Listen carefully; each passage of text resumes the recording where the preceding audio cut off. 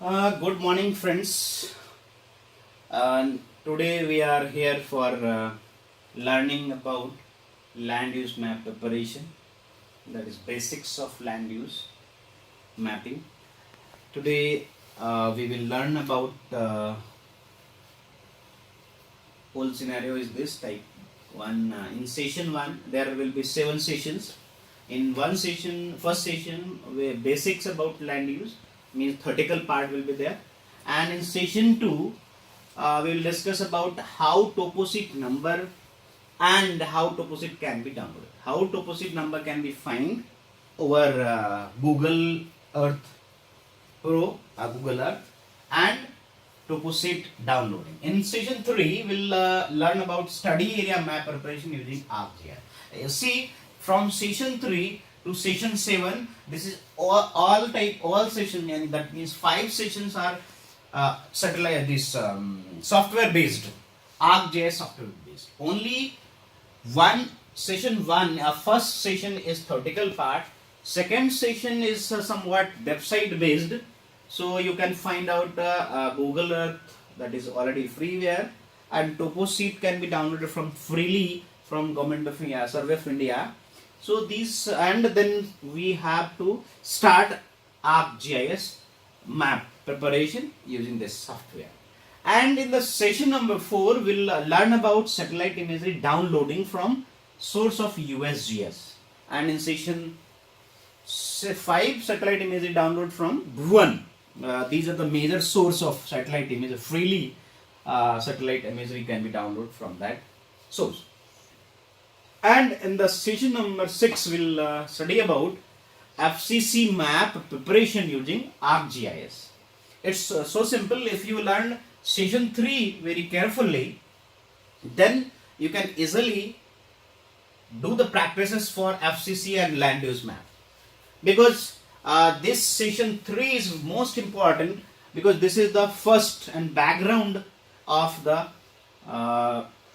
using ArcGIS 10.3.1. Today we will work on one software, ArcGIS, that is version 10.3.1 we have, and this in the last session 7 will learn about land use map preparation, their unsupervised classification, then area calculation, and some other map output of map in the form of maps like elevation map, digital map, and some other maps using ArcGIS. So in this session number 1 we will learn about basics, objectives, planning, method, level of classification, some name of softwares, data acquisition, and resources for this satellite imageries and all. So this session has been divided into 3 parts, stage 1, 2, 3. 1 is about introduction, 2 is about planning and method, and stage number 3 is about level of classification. So basics of means what is the land use, land cover. See, there are 2 terms. One is land use and second one is land cover. So by the name, just remove land word from these 2, land use and land cover. So you will see the use and cover. Use means by the other entity, the piece of land has been used, and cover, that means covered by. So simply we can say, like water body. Water body is a type of land use, like river, or simply we can say your lake, pond. These are the water bodies, that is use of land, किस type का हो रहा है. And land cover is, water body is the land use, means water body, but it is the single name, or we can say one composite name of many things, like one thing is river, one thing is lake, one thing is pond, but one other thing is sea, but all the things are covered under water body. So land is water body, but land cover is river, that is particular name. So here it is, land cover the physical material at the surface of the earth, जो भी है दिख रहा है. Land cover include like grasses and any type of asphalt, means any paved area, trees, bare grounds, water, etc. So the objective of any classification scheme, land use land cover is the classification scheme. Okay, so this scheme is to simplify the real world in order to facilitate communication and also in decision making, because EIA, you know, EIA is the decision making tool. Okay, so from this land use map, the decision makers has to decide that what type of activity already has been there, which type of land use of the particular piece of land is at the location, then we can decide further. Then satellite remote sensed the data and GIS for land cover, its changes is a key to many diverse applications like environment, forestry, hydrology, geology, agriculture, any type of.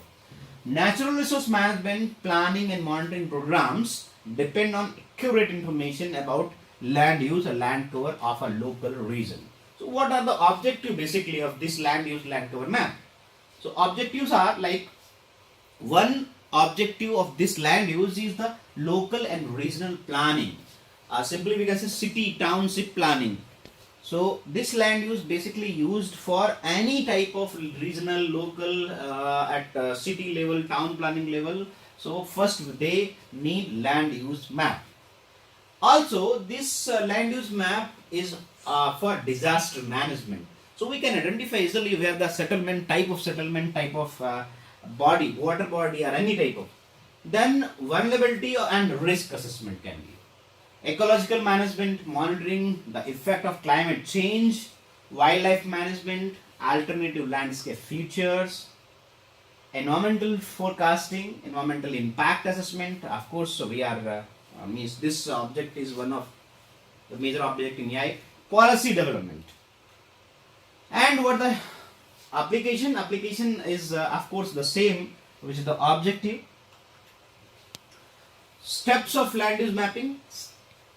Means how land use map can be mapped using some software. So first we have to develop or classify a classification of the scheme. Then we have to collect the data acquisition, then image rectification and its enhancement, and after this we have to go to the field, image segmentation, then image indexing, then assigning the rules, because we need to put the data that is user defined. Then after assigning the rule, like we have to get the numbers only for land use classes, then we have to assign these number classes to the name classes. So assign the rule, and then we have a land cover map, but that is only draft map, because we have not validated this. For validating, we have to go to the site. After site visit, you need to verify those area which is presented in your draft land cover map, land use map, that is originally are there or not. Then you can make your final land cover map, land use map. And after making this land use map, you can compare with the past 3, 10 or 15 years. Then you can assess your change. So for data acquisition, we have different bands and all. Like one satellite launch, that is World View 2 in June 2014. This having very high resolution with 8 band, and that scale is 5000. In October 2019, World View 2 again was launched with the resolution 8 band, but the multispectral was 1.85, having red, blue, green, near infrared, red, edge coastal, yellow and near infrared too. But in 2014, that is multispectral was 1.24 meter. In October 2001, one satellite is QuickBird, having 10,000 scale has been launched. In 2009, September 2009, Cartosat 2 satellite has been launched with 10,000 resolution, and that is panchromatic 1 meter. in January 2006, a low satellite was launched with the 50,000 scale, and in 2003, IRS list 4 Max has been launched, and that is also multicolored, that is green, red, and near infrared, 5.8 meter resolution, and scale is 50,000. In April 2019, 2 satellite has been launched. One is Landsat 7 and other one is Landsat 5, and these are having 7 and 8 bands with scale of 1 lakh. So you can see, for data acquisition we need satellite imagery. These are the satellites. In this slide, previous slide, even 9 and 10 slide shows the sources, we can say the satellites, and these satellites capture the images on thermal radiation base. So here are 4 sources. One is given Akone. This gives about 10 kilometer only. This having high resolution. And in QuickBird, this gives about 16 kilometer. And another one is Aster and Spot images, which gives about swath of 60 kilometer. And in case of Landsat, that special resolution about 15 meter to 30 meter, but swath of 185 kilometer. So you can see the exact resolution and swath. And now, because you have drafted your land use map, but not verified by the sites, means you need to go to the site for ground truthing. Exactly, you can see here one example has been shown, that is on the basis of your land use map or on the basis of Google Earth. But after going to the site, you will see this type of grassland is there, and this is permanent freshwater lake, and here is the again grassland imparted type. Okay, this type of grass is different from this location, and this is but in this case you will see here is the gray color, or simply we can say nothing is observing. But after going to the site, you will see, and here the settlement, and now it is the settlement. So this is the real scenario, and it is the satellite scenario.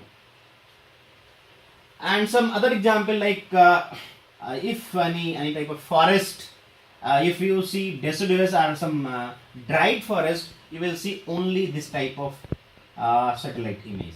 But real scenario is something different. So you need to visit the site, you need to collect the data from site, and then you need to complete your map.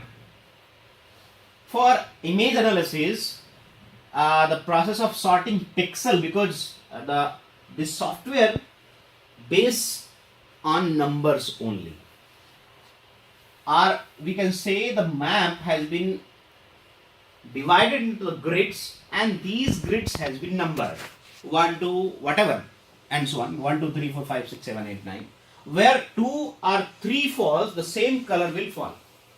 So this is the classification, and next section we'll learn about the classes, land use classes.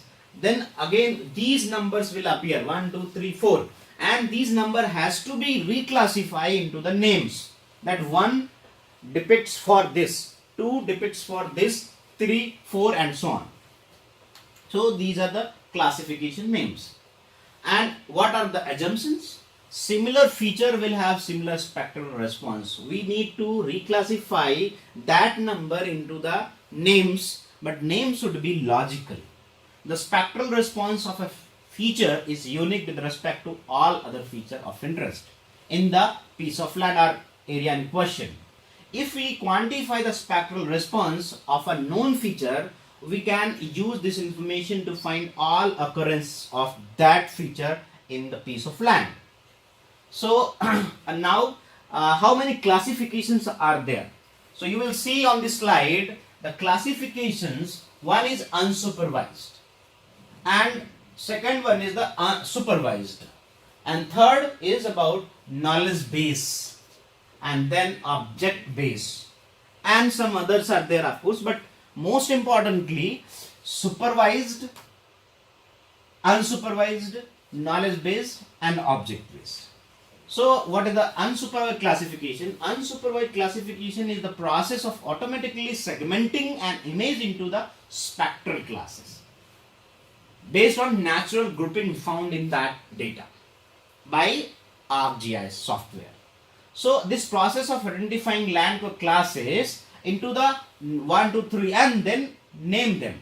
Like here example is 1, 2, 3 and this one goes to bear, 2 goes to agriculture. You can define any type of on the basis of this natural color. So that is known as unsupervised classification. And this unsupervised classification also need once some other software means other than this ArcGIS, you need Python or Visual Basic for coding this type of classes. So in next section we'll learn about how we are using Python software to code these classes 1 to 3 into the name labeling. And second one was supervised classification. What is supervised? This is the process of using samples of known identity. Means we have already known to this pixel. That is pixel already assigned to information classes. Then this identity to classify pixel of unknown identity. That is known as supervised classification. That means all the pixel in one image, in the image formation. So this type of classification is known as supervised classification. And third was that is object based classification. What is that? This is also known as geographic object based analysis, GeoDia. So, and it is subdiscipline of geoinformation science, and this analysis is a type of technique to analyze digital imagery, and this developed relatively recently compared to traditional pixel based image analysis.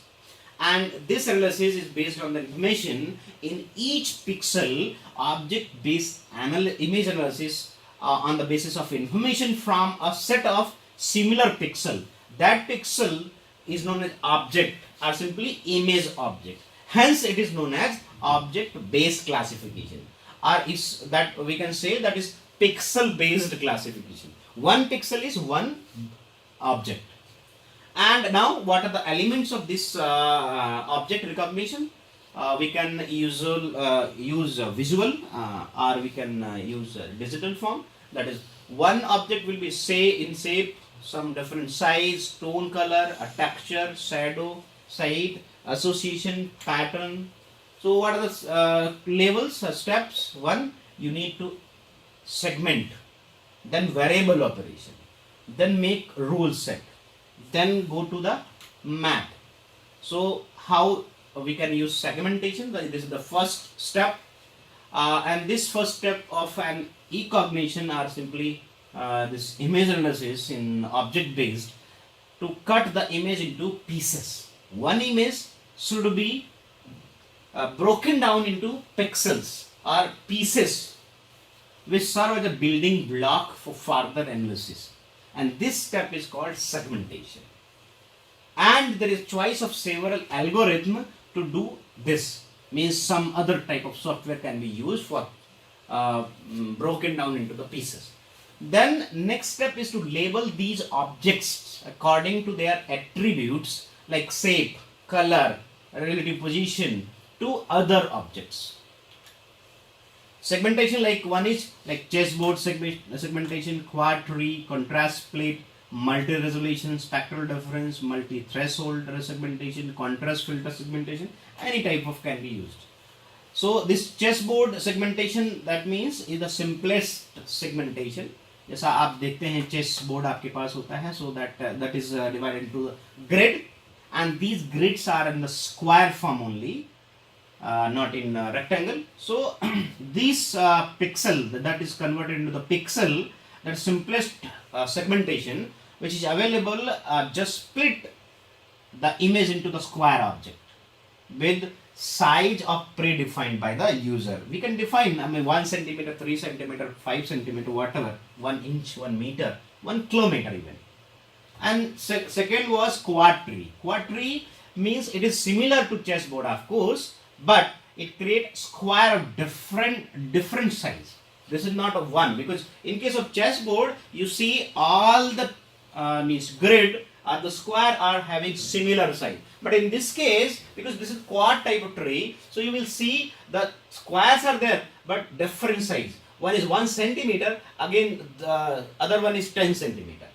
If one is 10 centimeter, again the other one is 100 centimeter or 5 centimeter, whatever. So this type of pixel creating is known, segmentation is known as quad tree segmentation, and it is very homogeneous region, typically produce larger square than the heterogeneous region. So this segmentation compared to multi-resolution segmentation, and it is very heavy on the resources. And it is also contrast split segmentation. Contrast means the color resolution. We can say the similar to multi-threshold segmentation approach. This contrast split segment seen into dark and bright image object based on a threshold value that maximize the contrast between them.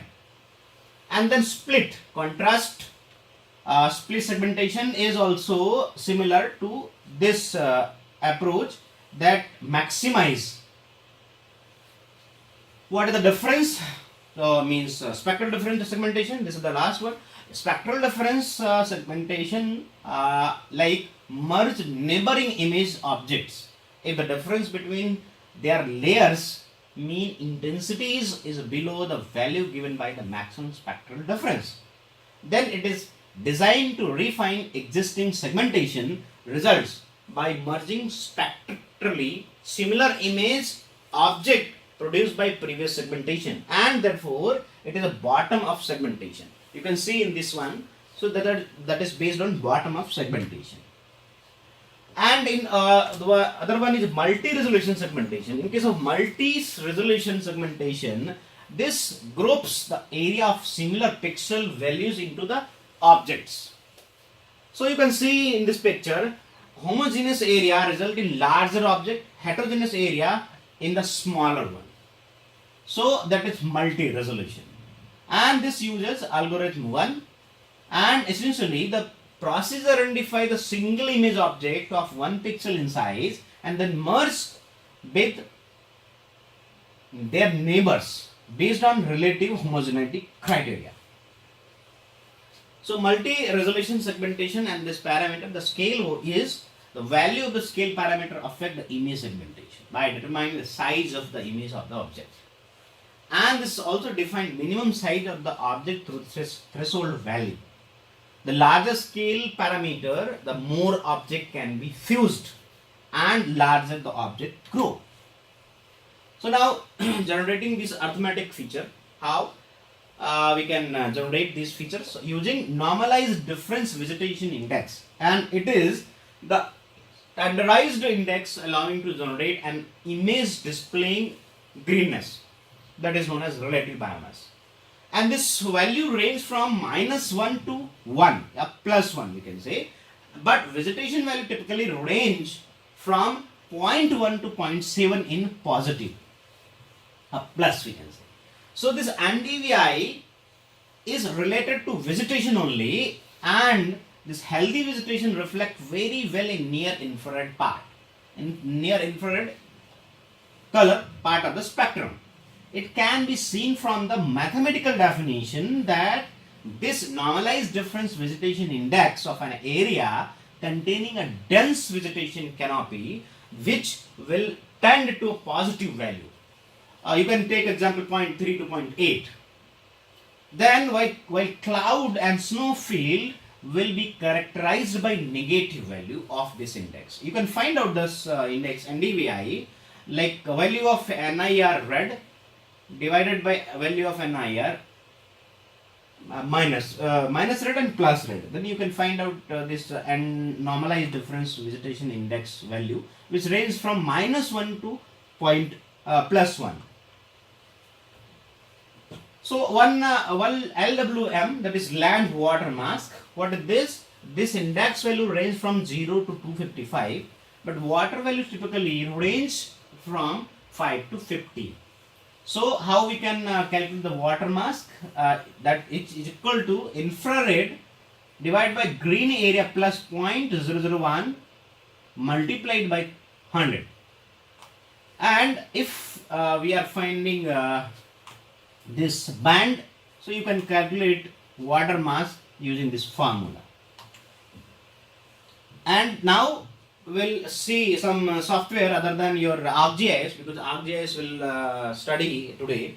Some other softwares are eCognition and IDRC or Erdas Imagine, NV, Spring, MadCat. These are the software by which we can use processing of satellite imagery on the basis of object-based classification. Sampling method is simple. One is simple random sampling, and then other one is the stratified random sampling.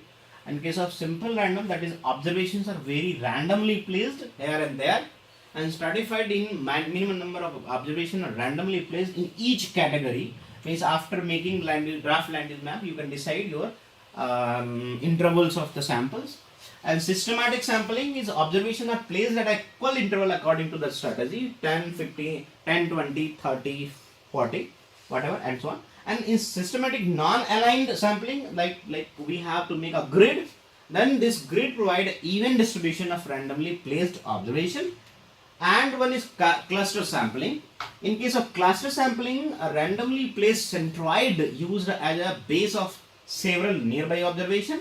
Like you can see here in this is the centroid, and now after this taking this reference as a reference point, you can take observation from this point and this point, and all the whole area, a 10 kilometer whatever, you have randomly selected from this point and this point, and these are centroid. Then go to this observation, take sample, and this type of cluster sampling. And for accuracy, you can utilize these type of accuracy formula. Equations are there, and this land use can be utilized for change detection. Simply we can say in other term, ecological change detection. One common type of multi-temporal analysis is the ecological change detection, and this detection involves direct comparison of two or more images over a time period, like decadal change, 5-year change, or 100 years, or something like that. So how we can see, one example is given here. One satellite imagery of 1989 and one satellite imagery of that area is on the same area, on the same particular area, is of 2010. Then you can identify the course of that river has been changed, or we can say the width of that particular river. And here is the image reasoning or a post classification comparison. So on that basis, we can after making land use map or satellite imagery, we can easily detect the changes on that particular area. Here are the comparison of satellite images on the basis of their band combination. So you can see here some other sources. One is Landsat OLI. OLI is Operational Land Imager. Okay. One YRB.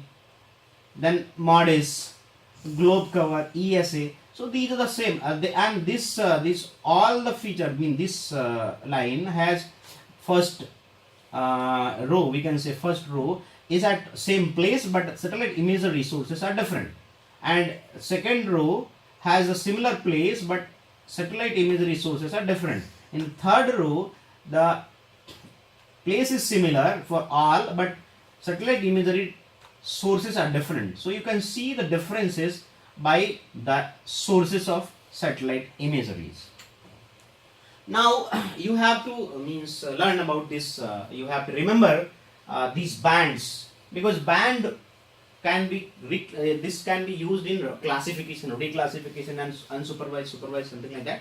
So we have a band resolution, band name, band one. In case of Landsat, which can be the Landsat 8 OLI can be downloaded from USGS, and from that you will see about 10 to 12 bands are there, and these bands, like band 1 coastal aerosol, band 2 is for blue, and band 3, and here it is the resolution of the satellite imagery in meter, 30 meter you can see. And in case of band 8, that is panchromatic, and this having about 15 meter resolution. and band number 10 thermal infrared, that is about 100 meter. And list 3 that can be downloaded from your Bhuvan, and list 3 having these bands: band 2 for green, band 3 for red, and band 4 for near infrared, and band 5 for SWIR. So, and on the basis of these, the resolution you can see here about 23.5 meters in case of list 3, and in case of Landsat 8 OLI, this gives about 30 meter resolution minimum. So these are the satellite imagery sources you can download, you can procure the satellite imagery. One is this website is Sirius. So you can just search on this website spot catalog, and then you can download spot images, and this IRS image on the basis of sensors like list 4, list 3, and this. After that, IRS image can be downloaded from this National Remote Sensing Center. You can purchase the satellite imagery, and these Landsat images, Landsat means land satellite, 2, 3, 1 or sensors are there, RBV, MSS, and this is the bandwidth, and resolution is about 80, 70, 40, 30 and 23, 15 meter. So, and also you can download satellite imageries from USGS. This also provide commercial satellites and free satellites. So even in next section we'll learn about downloading the USGS satellites freely after logging into that. So another source is Globis of USGS, and this also Landsat images or satellite images can be provided by this kudos.